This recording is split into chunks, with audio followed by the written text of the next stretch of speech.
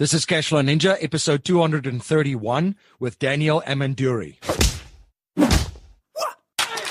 Welcome to the Cashflow Ninja, the podcast sharing how to create income streams and manage, multiply, and protect your wealth in the new economy. Here is your host inside the dojo, MC Laubscher.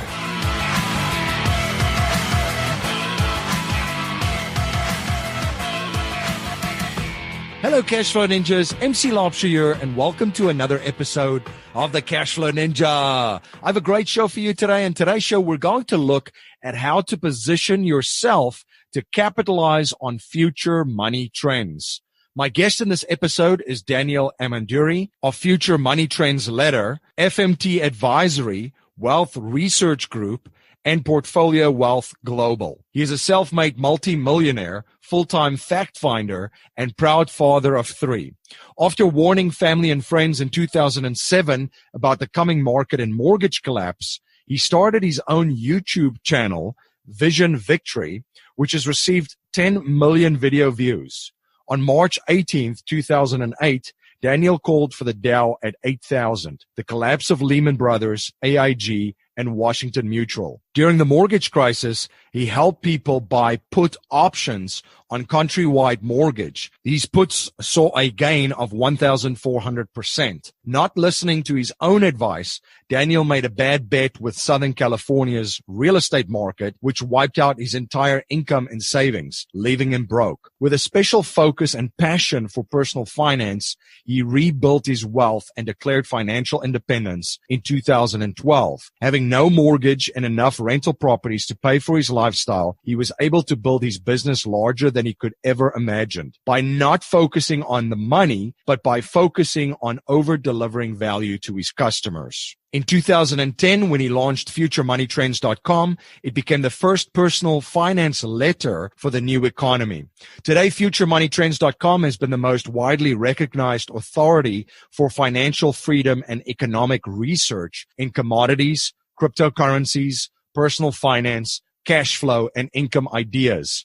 Their main mission is to increase your financial options so that you can become financially independent. They partner with key players in the micro cap space to build companies and profit from the development of these businesses. Each week, they share wealth building interviews, a weekly wealth digest, and new investment ideas. And when it comes to economics or macroeconomic investing, Daniel is a real trend forecaster. He has been featured in the Wall Street Journal, ABC World News, and RTTV. Daniel's platform is ever increasing, reaching almost 200,000 subscribers. Please share your feedback and thoughts on today's interview. You can let me know your thoughts on Twitter by tweeting me at MC Laubscher or by email at info@cashflowninja.com. And please remember to join our mailing list by signing up at cashflowninja.com or texting Cashflow Ninja to 44222. To ensure you never miss one of our episodes, you can download our free interactive smartphone apps on the Apple and Google Play app stores. I've also created a Cashflow Ninja investment group where I share opportunities that I'm investing in with my fellow investors. If you're interested in joining this group, please email me at info@cashflowninja.com and we will continue the conversation to see if you're a good fit for our group. I've always thought that if there are only a handful of people that have built indestructible wealth in any economy and market, why are we following the advice and doing what the majority of people are doing that are struggling financially? My friend Dave Zook says, you can be conventional or you can be wealthy, but you need to pick one. At The Real Asset Investor,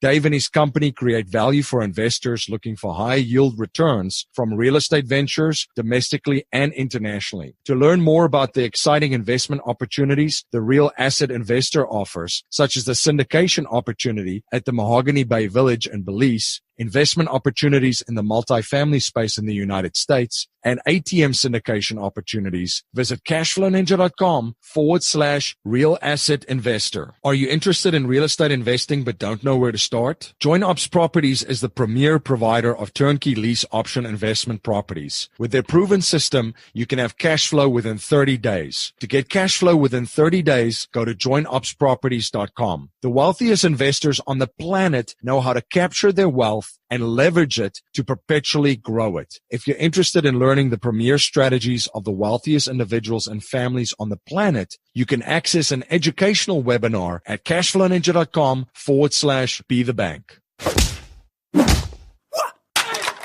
Daniel, welcome to the show. Hey, thanks for having me on. Can you please share a little bit about your background and journey with my listeners? Sure. I'm the co-founder of futuremoneytrends.com. We own several different publishing letters now, all in the financial and personal finance space. But for me, I was always interested in entrepreneurship. I can tell you stories from 5 years old on up. And started, basically very young. At 16 years old, became part owner in a gym, started buying houses when I was 18. And it all ended up leading to doing some YouTube videos in the financial space in early 2008, and made some forecasts on the economy on the Dow Jones. They turned out to be very, very accurate, even more accurate than I could have ever dreamed of. So there's a lot of luck involved. And ultimately that led to a following on my vlog, which was VisionVictory at the time, and eventually converting it over into a financial letter where I literally get to do my hobby. I remember, I used to love just reading about finance, even as a boy, going into the personal finance section of Barnes & Noble and just reading everything I could for personal finance, self-help, economics. And I feel so lucky and blessed that that's my job right now. I just wake up every day and I start reading, and everything I can that I think is of value, I pass it along to my readers. And you started in the early days being in the last decade, and you mentioned your vlog, publishing it on YouTube and gaining quite a following there. Can you share what it was like and how you kind of grew that audience on that platform specifically?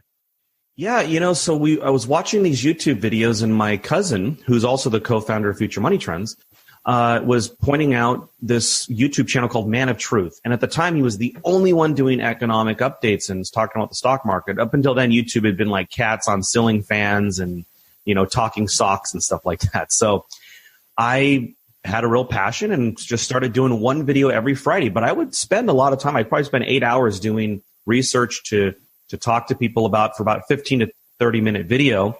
I did 245 videos with zero editing, some of them up to 30 minutes, all just talking about unemployment data, stocks, gold. And eventually Google acquired YouTube. And when that happened, I was one of the first YouTube partners. They contacted me and they started paying me to do these YouTube videos. And that's kind of how this whole hobby turned into the monetization of where it became my life. Daniel, one of the things that I've seen and that I really enjoy about the content that you put out is you also study a lot of what the wealthy do, what successful investors do. And it's all about that blueprint that's out there, right? It's not about reinventing the wheel, but kind of modeling of what the small group of people do effectively that do create and grow and multiply their wealth, and regardless of where we are in the economic cycles, and that exponentially grow their wealth with every single generation in their family, as opposed to what the majority of folks are doing that's really struggling a lot financially. What are some of the biggest lessons that you've learned studying the wealthy, and some of the things that you were surprised to learn digging in a little bit and looking at it closely? It's a brilliant question to ask, and people really should attempt to implement these disciplines in their life, because if you read a book or listen to Tony Robbins, he talks about mimicking, and you find the people that you want to be like, and you simply mimic their patterns and their behaviors. And one of the big disciplines of the rich is saving a lot more than people think you should save. So most people, they might have a goal of saving 10%, but you talk to most self-made millionaires, which are 89% of millionaires are self-made. They are relentless savers. It's hard to find one that was on their way up, saving less than 25%. My wife and I were in the 50% plus range. In 2012, we actually saved 90% of our income. Very, very aggressive savers. One thing the rich don't have to worry about is time. So that is one of the things that I think the middle class and people who buy and sell stocks for the long term suffer from, because you might buy and then the 2008 happens and you sell at a low, or your stomach and your emotions are all wrapped up. But the rich, because they're not looking at it in a 10-year, 20, 30-year increment, but perhaps a 100-year time frame or more. And I would say that would lead me to what you asked me, what would be the biggest thing that stunned me or surprised me, was I guess when I became wealthy, one thing I had never considered was ultimately how you transition to other generations. And I think that's one thing the rich, some of them have captured really well and have solved, and it's still a difficult thing. There's this old saying, rice paddy to rice paddy in Asia, shirtless sleeves to shirtless sleeves in the West, where basically by the third or fourth generation, they're back to being broke. They're back to working in the rice paddies. And so one of the things what my wife and I do when we have our family fund and we're looking at investments, literally I should take a picture of, we have like a family constitution, and it basically states that in the family fund, the decisions have to be made as if you're making it on behalf of the fourth generation down. So it's really like, if you think about, let's say, buying the S&P 500, it's at an all-time high right now. If you're thinking in a 10-year or 5-year increment, it's probably not a good idea to buy the S&P 500. But if you're thinking 100 years down the road, well, owning shares of Google and Apple and IBM and ExxonMobil, it's not really going to bother you if it goes down or up or sideways or whatever. You're just acquiring assets. But the biggest thing I think the middle class is missing that the rich have truly, truly mastered is cash flow. And this is what your show's all about. Middle class, from 401ks to their own home, is constantly focused on the wrong thing. They're constantly focused on speculating, on capital appreciation. And that has a great role in your portfolio. But 90% of your efforts, if you look at the rich, is focused on very simple ways to have cash flow. And I know on your show you talk about like the whole life dividends or life settlements. These are guarantees. We're not even talking about a 7% dividend that could get hacked tomorrow. We're talking about guaranteed compound returns. And that is one of the things the rich have truly mastered. And again, it's because they're not in a rush to get rich because they're already rich.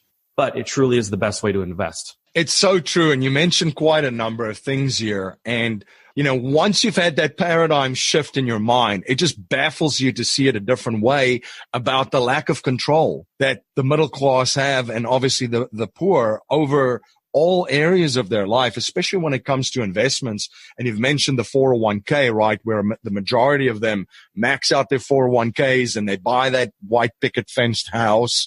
And then, well, you've got to keep up with the Joneses. So you get a couple of nice vehicles, that you have as well. And if you kind of take a look back, there's zero control over that 401k. You've outsourced your wealth management, basically to Wall Street. And, the same thing with a home, which is, you need a place to stay, granted, but if those are your biggest assets and with the majority of your money is, you have zero control. And the other thing that you mentioned as well of thinking in these long range and in decades, risk management is very, very important for these guys.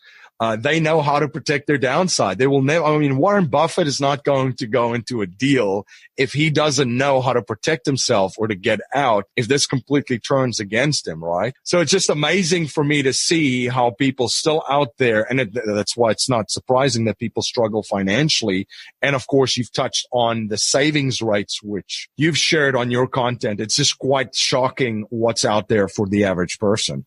No, and with the 401k specifically, people are using that as a savings vehicle. It's very speculative. It gets destroyed with fees. Unless you're getting a match that's 100%, because you work for a government entity or something, or a very generous corporation. I don't even know why anybody would invest in those things. You get the same tax benefit from the IRA if you really want that. But the 401k plan always bothered me, even as a teenager. It was this plan that you would be in the lowest possible tax bracket when you took the money out. Meanwhile, the money is in prison because if you try to get it out, you have to pay income taxes and you pay a 10% penalty. So I never liked that I didn't have access to my own money. That didn't make sense. And the entire idea that you're going to be in the lowest tax bracket when you're 65 years old, I think that's just bad thinking. It's bad planning. If all goes according to plan, when I'm 65, I'll be in the highest tax bracket. When I'm 75, I'll be in the highest tax bracket. And when I die, I'll be in the highest tax bracket because I want to make a lot of money. You definitely don't want to retire poor. Now, from a philosophical approach to building wealth and investing, can you share a little bit yours with my listeners? And is there a checklist that you draw from? By the way, I love this family constitution idea as well, to have that in you that you mentioned earlier. But is there another checklist that you kind of draw from making investment decisions? You know, when it comes to investment decisions, there are some rules it's easier to do the rules not to do. If you ever feel rushed into an investment, don't do it. You're probably about to lose money. Anytime I've felt in my life that there's urgency, like I've got to buy gold on this dip, or I've got to buy a stock on this dip, or, you know, when the realtor says they're asleep at the wheel, this deal, you'll never see it again. You'll always lose money. Anytime you feel rushed like that, you know, you should be very patient when making investments and very disciplined. You don't have to do anything with your money. And I know this is going to sound backwards because most people are waiting for an investment philosophy, but I'll tell you, one of the best things you can do as an investor is do nothing. Because a lot of times when you feel like you always have to reallocate, that's when you find yourself in a liquidity crunch. It's good to have a good sizable portion of cash. One of the ways I know you guys do it is with the whole life. That's exactly how I would do it as well. So it's good to have a good sizable position in cash. That's a great investment philosophy because you'll both have the liquidity in a crisis and the confidence to actually take action when it's so obvious you can take action. One thing I learned from a famous investor, Jim Rogers, is, you know, he said he always waited around for investments, and then it was almost like a pile of money was just sitting in the room and all you had to do was take it. And I would say with, you know, my own philosophy, it's been very a patient approach to everything. And I only do a handful of investments. So whether it's in real estate or whether it's in the stock market and microcap specifically, you know, I can count on my hand how many companies I own in the stock market. And that's what I study all the time. But, you know, some of them I've been with them for 6-7 years in these positions. So it's, you know, you look at Warren Buffett or you look at some of the other big investors, it's usually not because they have 3,000 stocks or 100 stocks. It's because they partner with a few core deals. So I would say if you're looking to invest in the stock market or real estate, find something that you're comfortable with and just stick with that. The best thing to do is just stick with what you know or stick with the people you trust. And you guys cover a lot of trends, economic trends, money trends at Future Money Trends. A lot of the things that you guys have been covering too has been cannabis, which is almost like the end of prohibition right now, the gold sector and cryptocurrencies. Let's talk about cannabis. What are some of the exciting developments and opportunities that you see in that space? It's a very early stage market, very messy right now. Right now, the only people making money are the attorneys. People are literally, some of the leading companies in these states, in the U.S. that have the legalization for rec, all the money is going towards the attorneys because they're trying to navigate. Even the regulators don't know what they're supposed to regulate. So it's very messy and early. So if anybody thinks they're late, don't even worry about it. You go to these shows, the conferences, and there's no investors there. It's all the builders. It's the builders of the industry. So it's a great time to invest in cannabis because you're so early. And it is an end of prohibition. The states we're focused on at Future Money Trends is California, Nevada, Oregon, Colorado, and Canada. Ideally, the best two places to be is going to be California and Canada because you've got 36 million people in Canada and you got 39 million people in California. But California, where it makes it's going to be the king when it comes to investing in the space for now, while state boundaries where these companies can't even set up shop across state boundaries. They're stuck in one state. So California's got 39 million residents and 250 million visitors a year.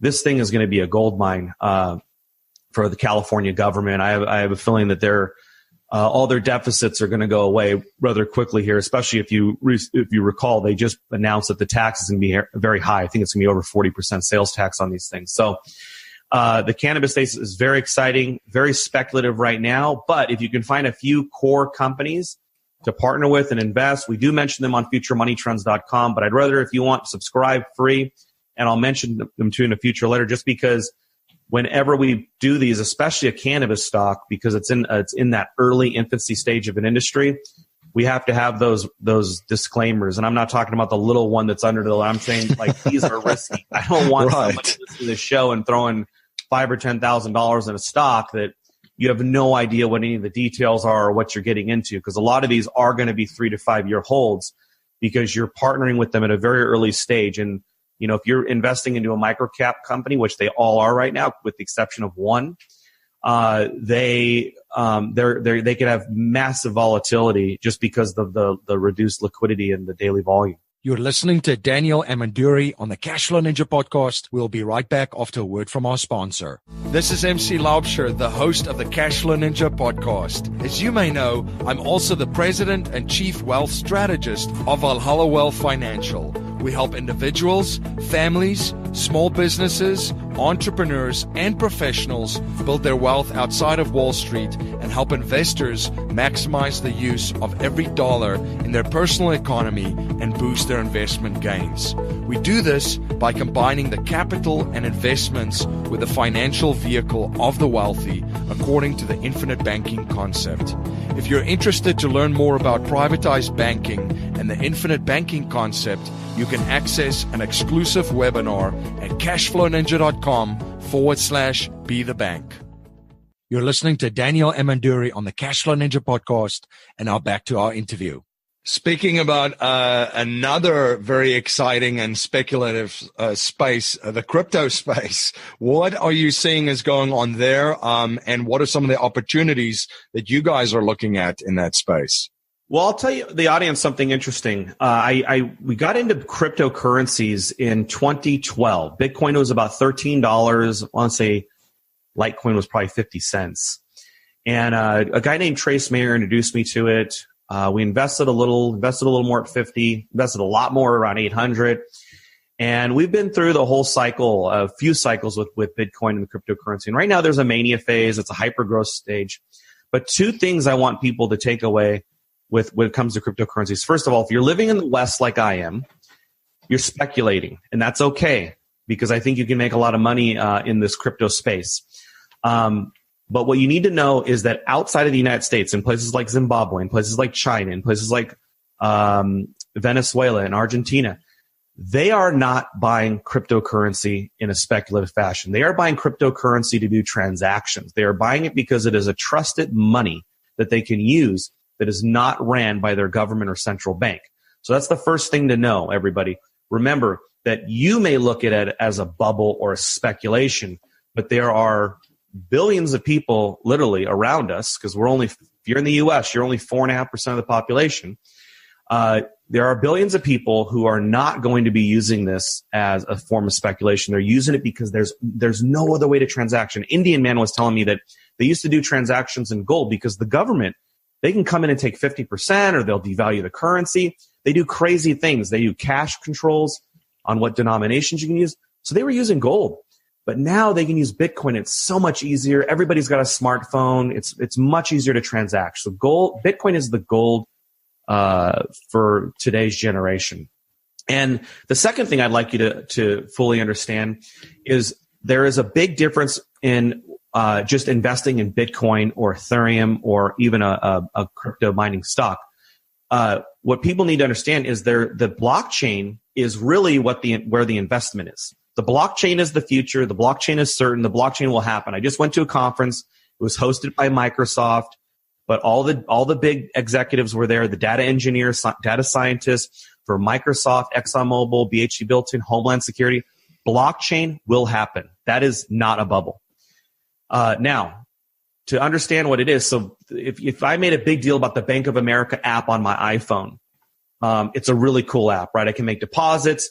And that's essentially what people are doing with Bitcoin. They're making a really big deal about Bitcoin, but the bigger picture is the blockchain. So if you're going to make an investment into the currencies, I would suggest Bitcoin or Ethereum or Litecoin. But if you're going to make an investment into the blockchain, don't buy the currencies. Get involved in the actual mining of new tokens. And that is where we have gone aggressively for a company called Hive Blockchain Securities. Hive Blockchain Technologies. And, you can learn more about them by just Googling them or just go to Future Money Trends. We'll have some articles, but that is where they're minting new currency. And I think it's very important to get involved in those type of companies, because when it comes to the regulators, if you're getting a currency or a Bitcoin from another transaction, that transaction is suspect to other transactions that the regulators might not like. We don't know where that Bitcoin was 2 transactions ago. So if you're going to get involved in investing in these companies, find the companies that are mining and find the companies that are mining new coins. To your point, I agree with you so much on the first part of it in parts of the world where people are looking at savings and a store of value. I was at the beginning of the year back in South Africa, where I'm originally from, and I just had a aha moment too, because I'm looking around and I can see everybody's on smartphones. Everybody's on smartphones there. Everybody is transacting and buying minutes and doing their online banking and so forth. And I was just looking at this going like, oh my goodness, like Africa is a complete goldmine for cryptos because they're all ran by very incompetent politicians that are extremely corrupt. I mean, only the scale of it depends on it. They all devalue the currencies of the countries that they run. And the citizens will finally have a way to protect themselves against these people devaluing the currency. So I could just see, I mean, something like crypto in Africa is going to be just so powerful and empowering a lot of people within their own lives financially again. No, it's so true. And even if Bitcoin didn't become the go-to currency or Ethereum or any of them, the blockchain itself will be used in future currencies. That I know. Even central bank currencies will use blockchain. Another big thing that you guys talk about too is AI and this artificial intelligence. Now with Alexa's out, instead of just Googling something, people are just going to ask Alexa basically, right? What are you guys seeing in this space? What are some of the things to look for, and what opportunities are available? We tend to stick with the mid-cap and larger cap companies for AI. Obviously, it'd be very speculative to get involved with a micro-cap. So we do tend to avoid those. But, when it comes to AI as a trend, I think everybody needs to be looking at it, especially if you have children. And I know this is probably not where the answer you probably thought it was going to go. But when it comes to children, you have to think about what you're preparing your kids for. And I wrote an article a few weeks ago called "The Robots Are Coming," and it was kind of bleak, but also optimistic. But you got to wake up. There are millions and millions of people, young people, in school today, and they are literally preparing for a 1960s, 1970s, 1980s economy, and that should scare the shit out of you if you're a parent, because what are you preparing your kids for? You're preparing them for failure. First off, between technology and government intervention, which leads sometimes to unintended consequences that are very negative. Let's take McDonald's, for example. McDonald's said that these kiosks are going to take 11 years to break even, 16 years in some regions. Forget it. We'll scrap the idea. What does California do?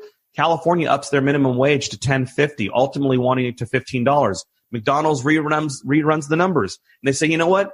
That 11 to 16-year break-even point just got cut down to 6 years. So guess what's going to McDonald's? Kiosks. Then they're going to have the burger flippers, the low-skilled workers, people who need help, young people. The youth are the people who are being screwed the biggest from some of these technologies. So now, with that said, with technology comes a higher quality of living, higher standard of life for everybody. And new jobs can come from that, and new businesses can come from that. But ultimately, my biggest concern with that is what will happen to the kids that are being prepared for an economy that isn't there. I mean, literally, there are how many millions of people today, and I'm talking third graders, are learning how to write in cursive. Teach them how to type. Teach them code, but don't teach them how to write in cursive. So anyway, That would be my point to AI. But AI, phenomenal opportunity. I'm very optimistic. It's what makes me most optimistic about the future. And I almost kind of see it the same way that people saw the internet. It's embrace it, learn about it, look at the opportunities in there. It's just this mindset of scarcity going, well, all the jobs are going away. We're all the robots is going to take it over. I just remember when the internet came out when I was in college and finishing up in South Africa, and everybody was saying of how the jobs are going away. The internet's destroying all these jobs, and oh my goodness, goodness, in 10 years, what did the internet end up doing?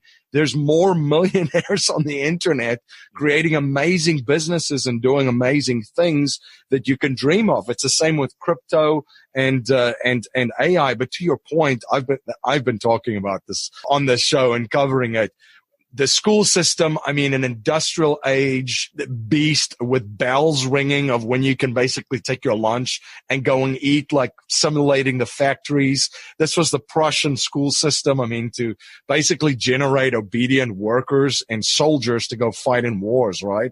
And does not teach you any skills that's necessary in the new economy, because we're not even in a jobs economy anymore. You know, people are arguing about making college for free. I mean, it's kind of comical to see this madness, because number one, between schools and universities, that's not even prepare you for the world that exists outside of that in the first place. Well, and with college specifically, right? Look, 30 years ago, there was a lot of stuff that you didn't have access to at your mom and dad's house or the public library. With the internet, let's be honest, there is no secrets at college. There is nothing that the university has that you can't freely get on the internet. So I think the whole school system will change ultimately, especially the colleges. The millennials already have a bad taste in their mouth. Gen Xers do too, to a certain extent. So I think there'll be people are going to eventually turn on that whole industry where the government subsidizes it, and colleges can charge $100,000 plus for college tuition. And if you step back from the whole bubble of academia, you're really like, you got to laugh at the whole system, right? What a scam! Like, how the hell are you charging for all this free information on Google? Now right. I understand having. The reason you want to have certain colleges, especially like be a physician, which will probably be taken up by a robot in a few years. But if you have a physician, you want them to be able to learn from somebody who's actually done it, and you want them to have some specialized skills. So I get that. I'm not trashing college all around. I'm just saying, if just sending people there no matter what, tell them to get in debt, go get that education, go get that piece of paper. It's the freelance economy. Guys, I've made tens of millions of dollars at this point. I'm in my mid-30s. Not a single person in my life has ever asked me to see even my high school diploma. And the reason they've never asked to see my college degree is because if they asked, I tell them I don't have one. I took one college class, real estate principles. I was interested in it. And then I got the hell out of there. Because the idea of, I remember when I was in high school and my father wanted me to go sign up. And I just remember all these psychology classes and English again and math. And I was like, oh, this, my stomach was upside down. The thought of more school. Right. And, in my life, I was a teenager in high school, skipping school. I had like the record breaking for non-attendance. I mean, like literally, like I remember them telling me like, you've averaged 1 day a week missing every year or every week. And, but I would go to Barnes and Noble and I would read, in that personal finance section. So for me, going to school prevented me from learning what I wanted to learn. And I'll tell you, as a father of 3 homeschooled children, you allow the children to freely learn what they want to learn. Man, I'll tell you, they'll learn how to read without you even teaching them how to read. If they want to learn about dinosaurs, which by the way, that happens to be the hardest thing to teach somebody to read because the words are so hard to pronounce. If you want to see somebody excited and, and they're a child and it's a little boy specifically in my example, he's learned a lot just from us embracing what he's interested in. And staying on that topic of just studying, being a lifelong learner that you are, one habit that I've observed from wealthy and successful people is that they're always studying new things and learning new skill sets to keep up with this ever-changing world of ours and this rapidly changing environment. What are you currently studying and what skill sets are you currently learning?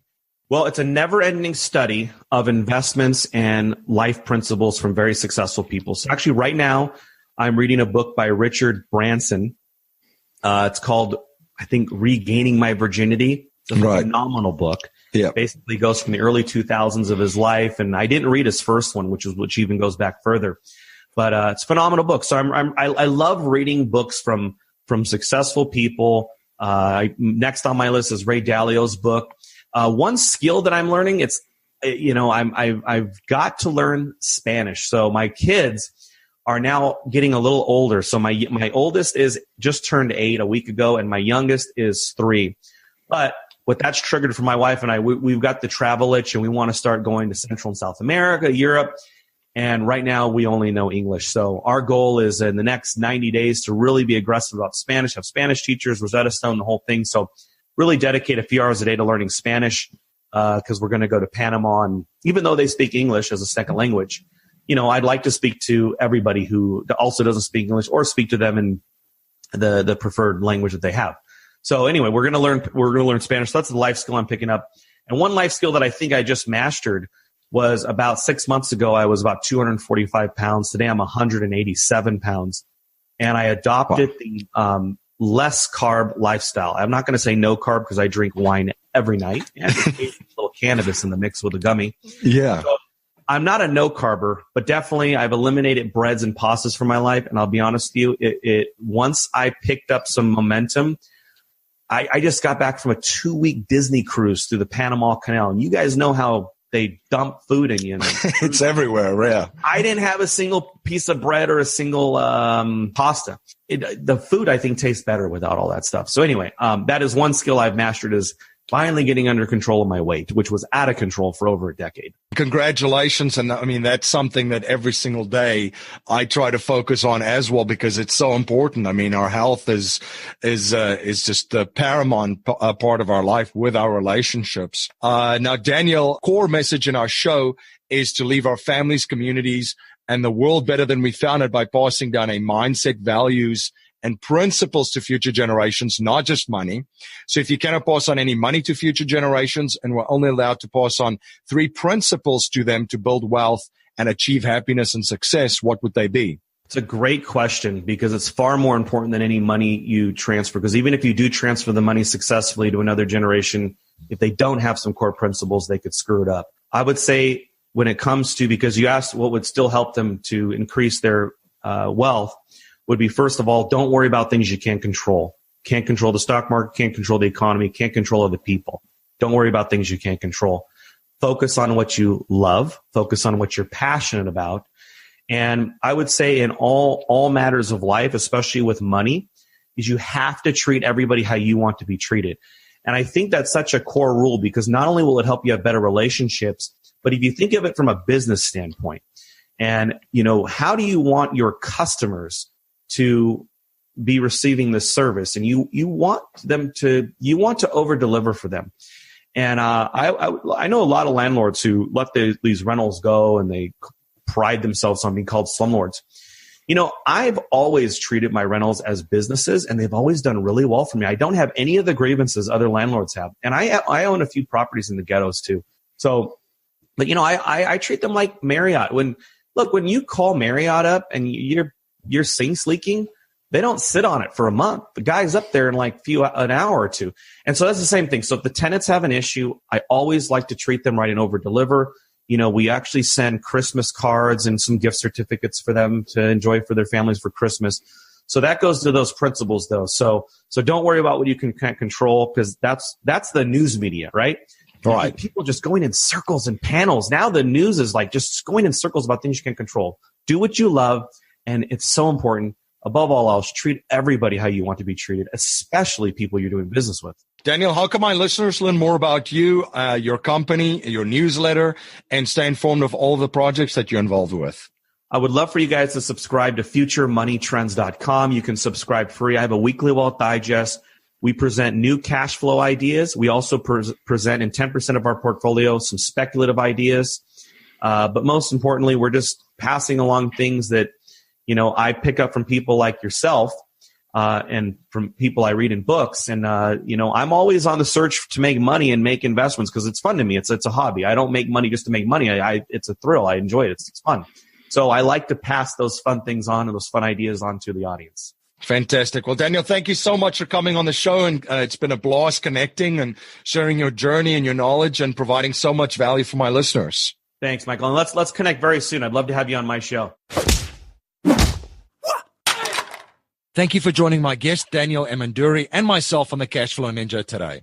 If you like what you hear and appreciate what we're trying to build here at the Cashflow Ninja, please subscribe, rate, and review our show on iTunes and share our show with family, friends, and your network. I'm always trying to learn and improve in every area of my life. So if there's any way that I can provide more value for you and serve you better, please reach out to me at info@cashflowninja.com. If you're not a subscriber to the Cashflow Ninja Gush Good newsletter, you can sign up for our newsletter at cashflowninja.com or text Cashflow Ninja to 44222. Smart investors know that the banks actually don't own most automatic teller machines. In fact, the opportunity for private investment provides stellar passive returns, figures in the double digits, with the added bonus that most of the income is tax-free. Who wants to walk blindly past an ATM and not cash in on that opportunity? ATM machine ownership brings you a steady stream of hands-off passive income. Dave Zook and the Real Asset Investor team have been providing opportunities for investors in this uptrending activity of ATM use. If you are an accredited investor and would like more information on how you can invest in this exclusive asset class that very few investors will ever have access to, you can sign up for your free webinar on how to create income streams from ATMs at cashflowninja.com/real asset investor. Jimmy Freeland and Bob Scott have been in your shoes and have used real estate investing to create passive income and become financially free. In just over 3 years, they've created a lease option empire with over 170 properties. They can show you how to do the same. To get cash flow within 30 days, go to joinupsproperties.com. You can also check them out on YouTube. Just search Join Ups Properties or call Jimmy and Bob at 314-799-2247. The wealthiest investors on the planet know how to capture their wealth and leverage it to perpetually grow it. If you're interested in learning the premier strategies of the wealthiest individuals and families on the planet, you can access an educational webinar at cashflowninja.com/be the bank. That's our show for today, everyone. Until next time, live a life of passion and purpose on your terms.